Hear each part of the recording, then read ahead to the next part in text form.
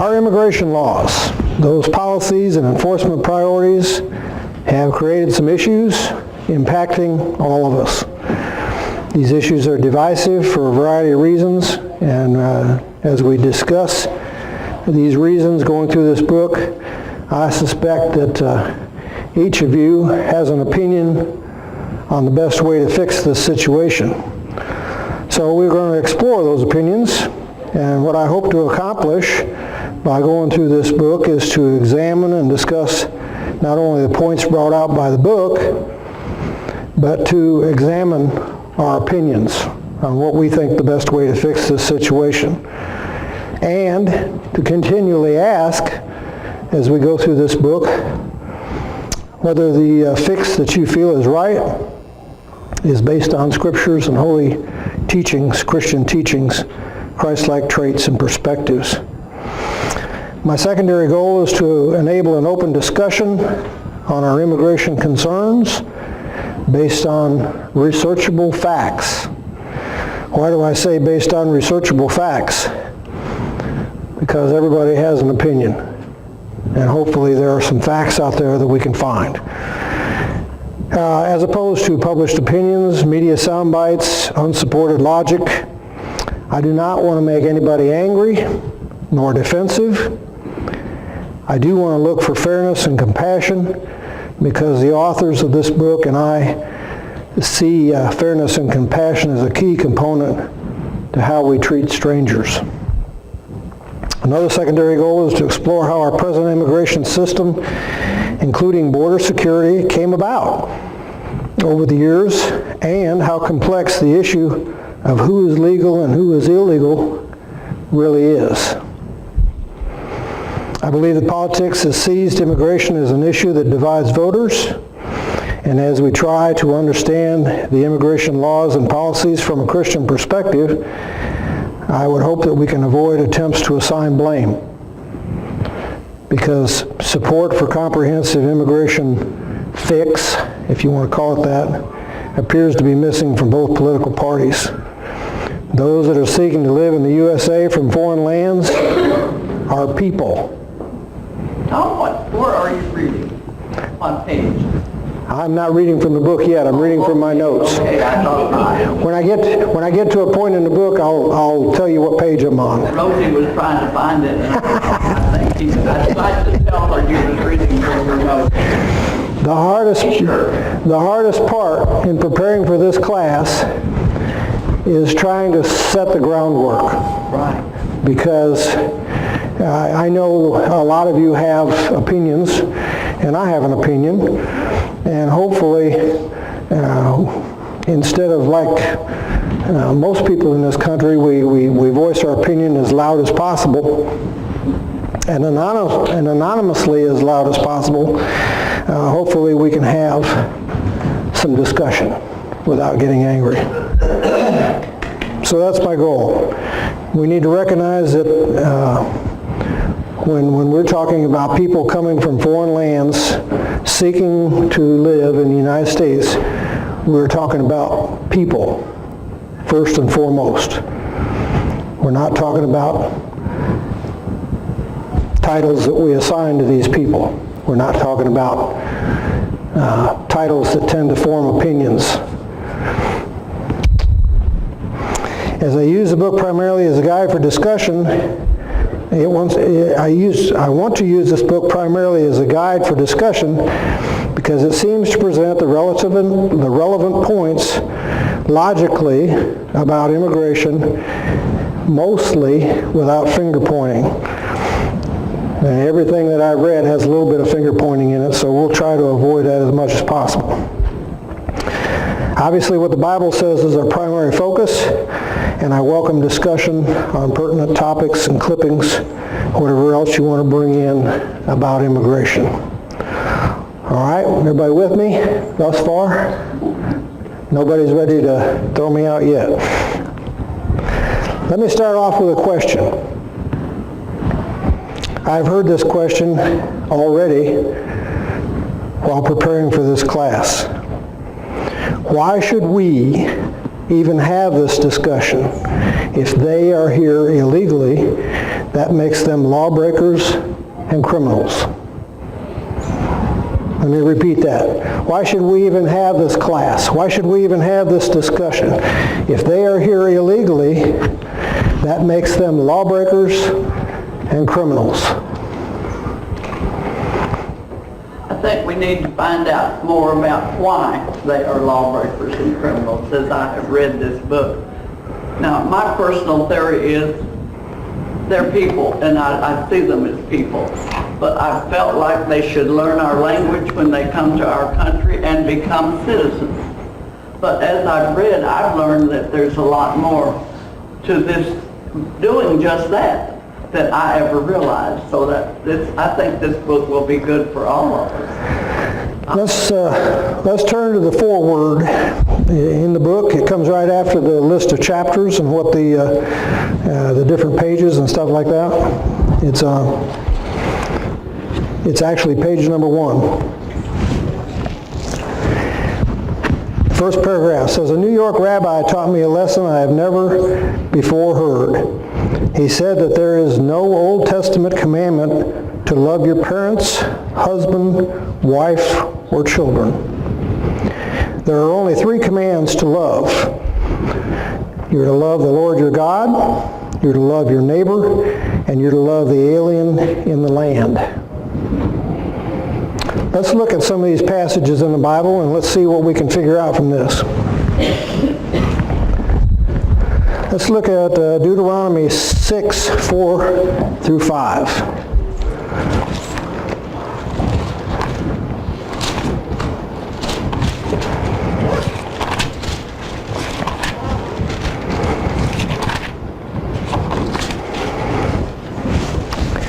Deuteronomy 6, 4 and 5.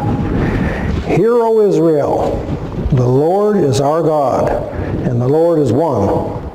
You shall love the Lord your God with all of your heart, with all of your soul, with all your might." Sounds like a song, right? "Hear, O Israel." Absolutely. That's where that song came from.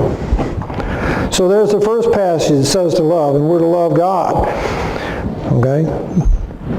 Now this passage was written to the Israelites, but I'm surmising here that as faithful followers of God, it would apply to us. So let's look at the second one. We're to love our neighbors as ourselves. Let's look at Matthew 19:19. Keep your finger in Deuteronomy, we're coming back there.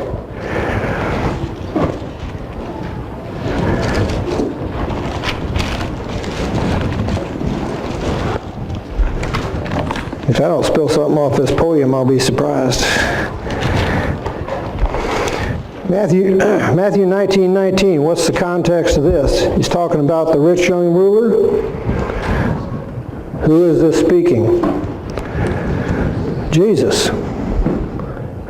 Matthew 19:19 says, "Love your father and mother, and you shall honor your father and mother, and you shall love your neighbor as yourself." Let's read the whole passage here, 19 through 26. "And someone came to him and said, 'Teacher, what good thing shall I do that I may obtain eternal life?' And he said to him, 'Why are you asking me about what is good? There is only one who is good. But if you wish to enter into life, keep the commandments.' Verse 18, "Then he said to him, 'Which ones?' And Jesus said, 'You shall not commit murder. You shall not commit adultery. You shall not steal. You shall not bear false witness. Honor your father and mother, and you shall love your neighbor as yourself.' Verse 20, the young man said to him, 'All these things I have kept. What am I still lacking?' Jesus said, 'If you wish to be complete, go and sell your possessions, give to the poor, and you will have treasure in heaven, and come follow me.'" So when he asked, "Which commandments are you talking about?" one of those commandments was, "You shall love your neighbor as yourself." We've heard the story lots of times. Who is our neighbor? It's more than just the people that live next to you.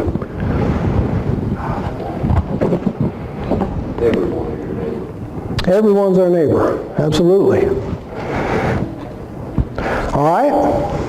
Let's look at the third passage. It's back in Deuteronomy chapter 10.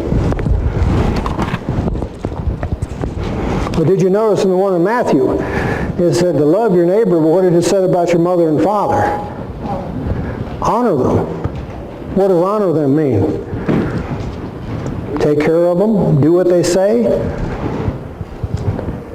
He didn't say to love them. Deuteronomy chapter 10, verses 17 through 19. For the Lord your God is the God of gods and the Lord of lords, the great, the mighty, and the awesome God who does not show partiality nor take a bribe. He executes justice for the orphan and the widow and shows his love for the alien by giving him food and clothing. So show your love for the alien, for you were aliens in the land of Egypt.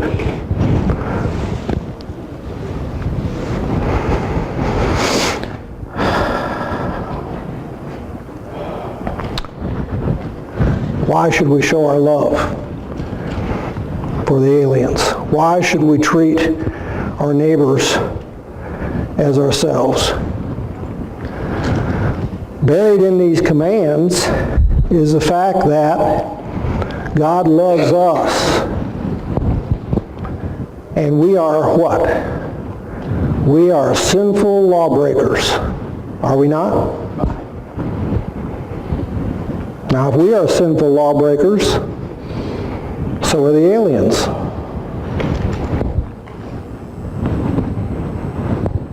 God continues to love us despite our sinful law-breaking. And I think it is in our keeping as followers of Christian teaching to also love those who are aliens among us. I noticed here you said there are only 3 commands: to love the Lord your God, your neighbor, and the alien. But we are also told in the Bible that husbands were to love their wives. Love their wives, absolutely. It does say that. I'm not saying this book is perfect. And that's why, seriously, that's why this book is more important than this book. This book is our guide. It has human fallacies in it. It has misinterpretations. And as you point out, it has shortcuts, okay? So you're right. We are to love our husbands, love our wives. We should love our children. The point of it is, we should love others as we love ourselves. And I don't think we're doing a very good job of loving others currently. Let's look at one other Old Testament passage. This one's in Leviticus chapter 19.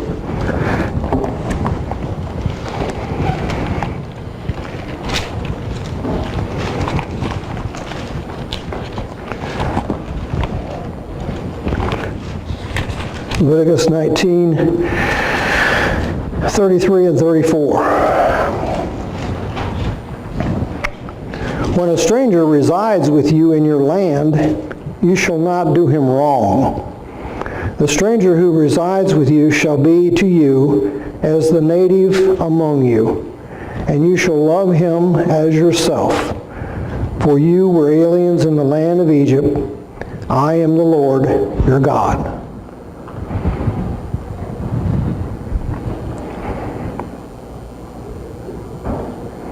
I don't know about you, but I learned a lot in reading this book. I mainly bought it because I wanted to see a better explanation of what immigration laws are all about. And in doing so, the book not only explains some of our laws, but it explains some of our policies. And as we get into the book, you will find that most of the friction that's going on with the immigration situation deals with public policy. And public policy is easy to change. Public policy is easy to manipulate. So laws carry more weight. There are some immigration laws in our country we'll talk about, and there are some reasons for why we're in the situation we are. And like I said at the intro, there's plenty of blame to go around. It's not recent that this situation has developed. It's just that recently this situation has become a divisive issue. So, page 2 of the book. Let's look at this. Now this foreword in page 1 we read already is not written by the authors, but it's written by somebody they asked to provide input for. But I still think he brings up I assume it's a he, Leith. He ends up this story on page 2 and says, you see, every immigration story is a personal story. Behind the statistics and politics are stories of mothers and fathers, sons and daughters, husbands and wives.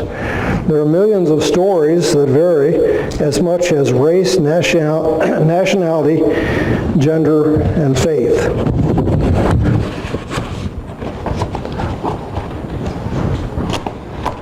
So what happens when we go back to our original question here? Let me get caught up in my notes here. I got stuff all over the place.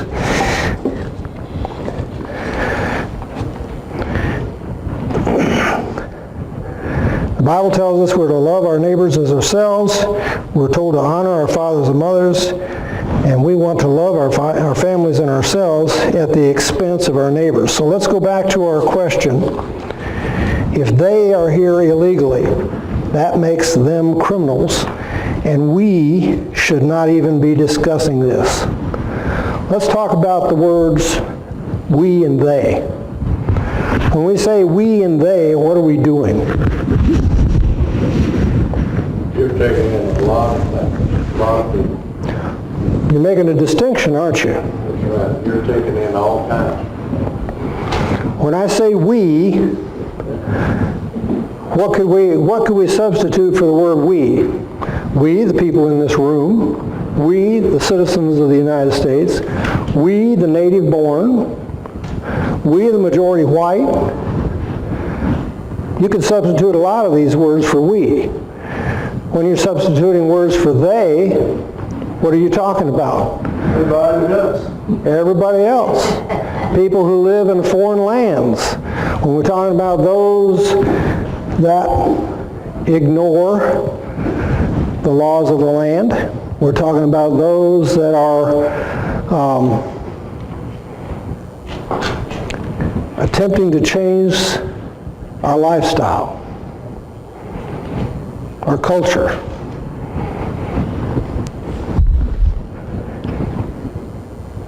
There's a tendency to treat them as different, as a threat. They are in fact people, just like us. They are in fact mothers and fathers, grandmothers and grandfathers, aunts and uncles, cousins. They are people.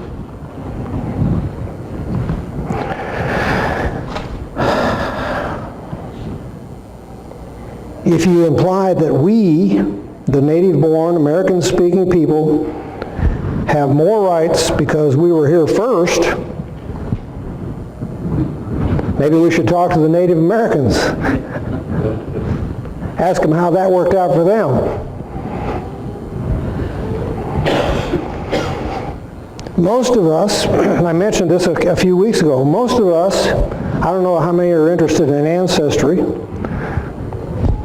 I did the little spit test just to find out, where maybe my ancestors came from. Most of us, if you're interested in ancestry, you only have to go back 4 or 5 generations, and what do you find? Mine's from Scotland and Ireland. An immigrant. Unless you're 100% Native American, most of us, you go back 4 or 5 generations, and our ancestors were immigrants. Why did they come here? Basically for 3 reasons. They either came here to escape religious persecution, they came here looking for cheap land to homestead, they came here to make a better living, or if you're a black American, you were forced to be here as a slave or an indentured servant.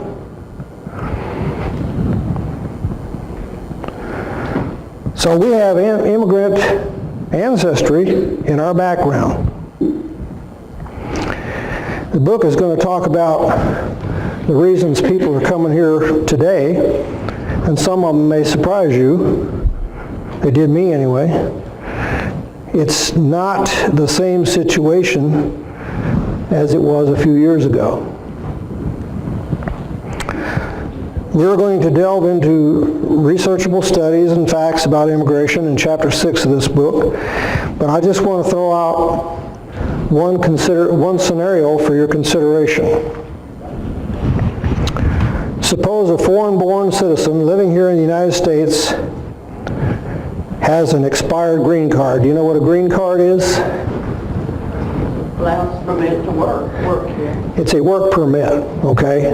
If you're a foreign-born citizen, not yet an American, not yet a naturalized citizen, you have a visa or some reason to be here legally to allow you the opportunity to earn money, or have a job, they issue you something called a green card. And it's a government permit for you to work, okay? So here's this here's this foreign-born citizen who has an expired green card. That means his permit to work in the United States is no longer valid. That person is subject to arrest, just as we, native-born citizens, would be for driving with an expired driver's license. Okay? Let's compare the 2 situations. This undocumented immigrant will be subject to arrest, and after he or she is arrested, could be separated from their family. They will likely lose their job. They'll be deported, and because they were deported, legally they're prevented from applying to return to the United States for 10 years. We native-born citizens, what would we have to do if we were arrested? We'd go back to DMV, we would renew our license, we'd probably have to appear in court, pay a small fine. We would not lose our jobs. We would not be forced to leave our homes. We would not be separated from our families. And we would not be prevented from driving for 10 years.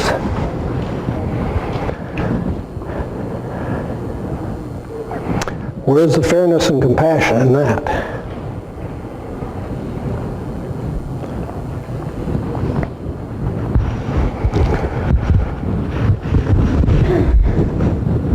This is the laws of the land. This is what the policies currently set cause us to happen. If you are driving without the proper legal permit, you're subject to arrest. If you're in this country without the proper legal work permit, you're subject to arrest.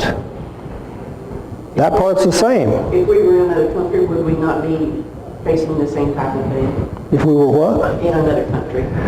In another country, you would probably be arrested also. Yeah. But, would you be deported? Yeah, I think we're not comparing the same thing. What is the difference between a work permit and a driving permit? I think it all boils down to you need to obey the law regardless. You do need to obey the law. And it is a point of law. You're right. You're right. There's nothing illegal about what I just said. I'm just asking the fairness of it. Yeah. The person with the green card knows that that green card has to be renewed though. And It's, The person with a driver's license knows it has to be renewed too. and they know what will happen to them. And the person with a green card knows what will happen with them. So you'd think that they would renew theirs. Of course, I can't imagine like your driver's license As, unless you just forget it. as we get into the book, you will see that just renewing this green card is not as simple as going down to an office and asking to extend the date. When you come to the United States with a visa, it's for a specific period of time, okay? So when that green card expires, they're to be out of the country. And you're right, they're breaking the law if they continue to stay in the country. And they're subject to arrest if they stay in the country. Yes. We have a man at work that come over from Sri Lanka. He won a lifetime visa over here. So he can be over here. His wife didn't get to come. He's Yeah. trying to get her over here, but he's got a lifetime visa over here. Yeah. He won the lottery. Yeah. I mean, and that takes care of him, but doesn't take care of his family. No. Yeah. In your travels around the world, when you were in the military, did you see this with various countries having situations? With driver's licenses and green cards? The common citizens of those countries that you were in there in the military, did they have those situations? It depends on the country, okay? Depends on- Let's say, for example, you're traveling in Turkey. If you break the law in Turkey, get caught shoplifting or something like that, you could lose a hand. In Mexico, you can go to jail too. You can go to jail, and you don't have any right to a lawyer unless you can afford one, you know. A lot of the things that we take for granted as American citizens are not universal in other countries, okay? And I'm not saying that the arrest is wrong. What I'm saying is, once we get into this book, you will see that something as simple as a date on a green card makes all the difference in the world between whether someone is considered legal or illegal, okay? Most of us, I'm stealing my thunder for later in my notes here, most of us thinks that the immigrants that are coming over here are coming over here seeking work. We'll get into this book and you'll find that a lot of people are coming over here fleeing conditions in their home country. That is becoming a bigger issue than the people coming over here looking to work for minimum wages. The person with the green card that's about to expire, is there nothing that they could do legally to find out if they could get an extension, or if they just ignore it? The book's going to talk about it later, but essentially depends on how they came over here. Like Alan was talking about, some people win a visa lottery. The book talks about the visa lottery system, and there are diversity lotteries. If you happen to have a certain skill, let's say, for example, you're, a nuclear technician, and we need nuclear technicians. Employers can attempt to find these people in foreign lands and get the government to sponsor them. They would sponsor them, and the government would provide a visa for a specific period of time that they could come over here and do their job skill. Well, we have to remember too, now, God approves of laws, but it's laws that's being abused that God approves of that's creating these problems, right? God is certainly in charge. God certainly appointed these rulers. God is certainly the one that's controlling the situation. Yes. Yes. Alan, do you have your hand up? The company I work for, the owner of the company, lives in India. He sends India people over here with visas to work. We just lost one not too long ago that his visa run out, so he had to go back. Yeah.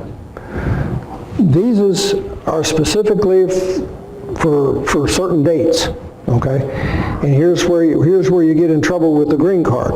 If you're over here for 3 years, for example, as a student, or 4 years as a student to study, okay, and then your 4 years are up, you're expected to leave. It's voluntary. However, if you're caught over here with an expired Visa card, we're not talking about the credit card, with an expired Visa, you're subject to arrest and deportation, okay?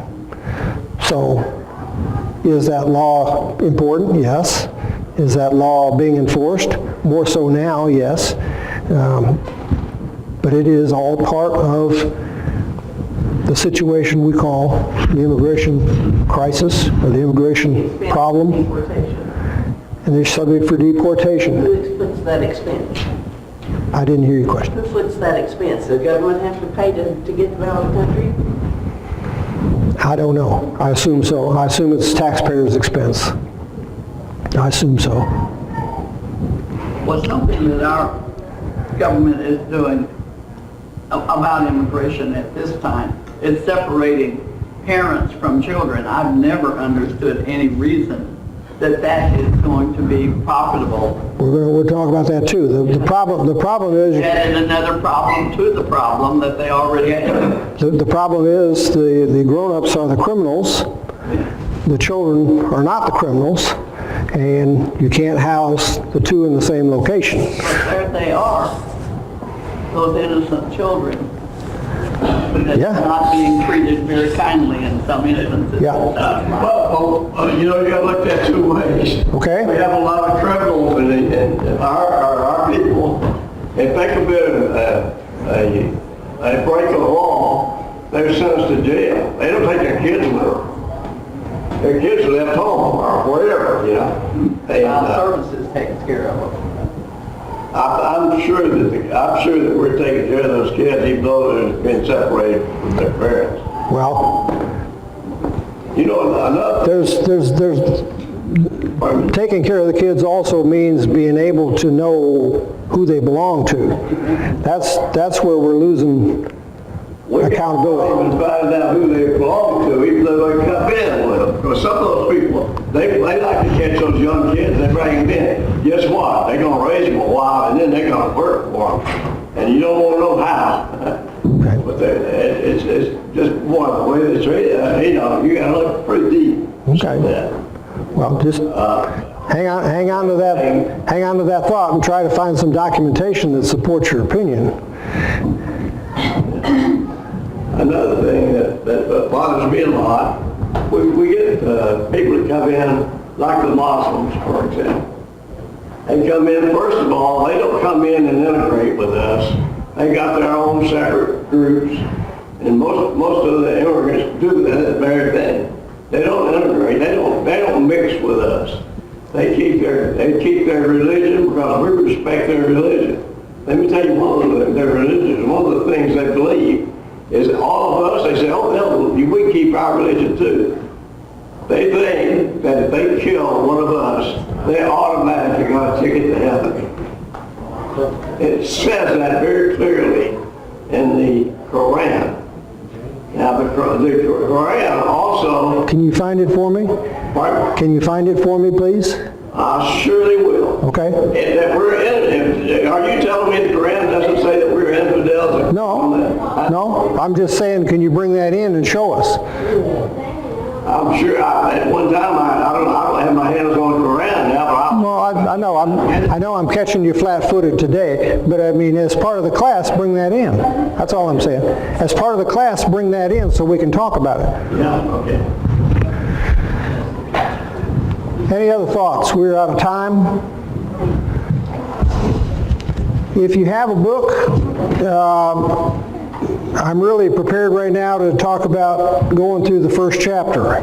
So if you can at least read the foreword and the first chapter, that's what we're going to discuss in the next week or two. Thank you for your comments.